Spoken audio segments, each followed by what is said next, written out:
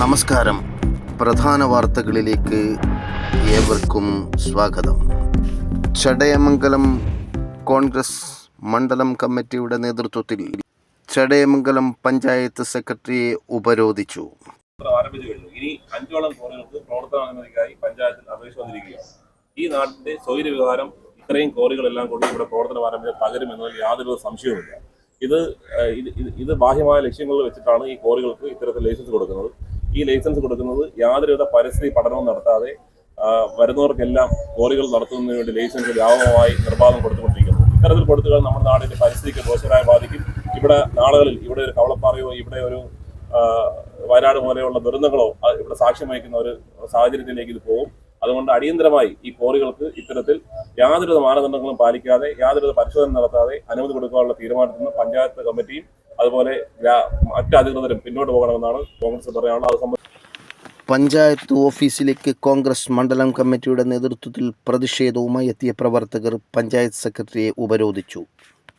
സമരക്കാർ ഉന്നയിച്ച ആവശ്യങ്ങൾ സംബന്ധിച്ച് പഞ്ചായത്ത് സെക്രട്ടറി നേതാക്കളുമായി ചർച്ച നടത്തി.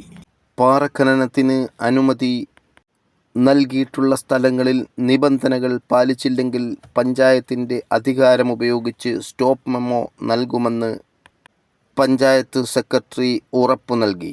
കോറികൾക്ക് അനുമതി നൽകുന്നതിന് മുമ്പ് പാരിസ്ഥിതിക പഠനം നടത്തുന്നതിന് ആവശ്യമായ ഇടപെടൽ നടത്തുമെന്നും പഞ്ചായത്ത് സെക്രട്ടറി അറിയിച്ചു. കോൺഗ്രസ് ഉന്നയിച്ച മറ്റ് ആവശ്യങ്ങൾ സംബന്ധിച്ച് അടുത്ത പഞ്ചായത്ത് ഭരണസമിതി യോഗത്തിൽ ചർച്ച ചെയ്യുമെന്നും ഉള്ള സെക്രട്ടറിയുടെ ഉറപ്പിന്മേൽ ഉപരോധം അവസാനിപ്പിച്ചു. സമരത്തിന് കോൺഗ്രസ് മണ്ഡലം പ്രസിഡന്റ് AR റിയാസ്, നേതാക്കളായ വടക്കതിൽ നാസർ, ബിജുകുമാർ, പുള്ളിപ്പച്ച സലാഹുദ്ദീൻ, ജുമൈലത്ത് ബീബി, സതീശൻ കുരിയോട്, ശ്യാംരാജ്, വിളക്കുപാറ രത്നാകരൻ, രാജേഷ്, ഷൈജു തുടങ്ങിയവർ നേതൃത്വം നൽകി. ചടയമംഗലത്ത് അശ്രദ്ധമായി ഓടിച്ചു വന്ന വാഹനം ഇടിച്ച് കാൽനടയാത്രക്കാരിയായ യുവതിക്ക് പരിക്ക്. ചടയമംഗലം ഗവൺമെൻറ് UP സ്കൂൾ ജീവനക്കാരി സുജിതകുമാരിക്കാണ് പരിക്കേറ്റത്. ഗുരുതരമായ പരിക്കുകളോടെ സുജിതകുമാരിയെ ഹോസ്പിറ്റലിൽ പ്രവേശിപ്പിച്ചു. ചടയമംഗലം പട്ടണത്തിൽ ഇടയ്ക്കിടെ ഉണ്ടാകുന്ന അപകടങ്ങൾ വാഹനങ്ങളുടെ അമിതവേഗം മൂലമാണെന്ന് നാട്ടുകാർ പറഞ്ഞു. ഇന്നലെ വൈകുന്നേരം തിമിർത്തു പെയ്ത മഴയിൽ ചടയമംഗലം പഞ്ചായത്തിൻ്റെ വിവിധ ഭാഗങ്ങളിൽ വെള്ളക്കെട്ടുകൾ രൂപപ്പെട്ടു. അശാസ്ത്രീയമായ ഓട നിർമ്മാണം മൂലം വെള്ളം ഒഴുകിപ്പോകാത്തതിനെ തുടർന്നാണ് വെള്ളക്കെട്ടുകൾ രൂപപ്പെട്ടത്. ചടയമംഗലം, കോട്ടുക്കൽ, ആയൂർ എന്നീ പ്രദേശങ്ങളിൽ വലിയ തോതിൽ വെള്ളക്കെട്ടുകൾ രൂപപ്പെട്ടു.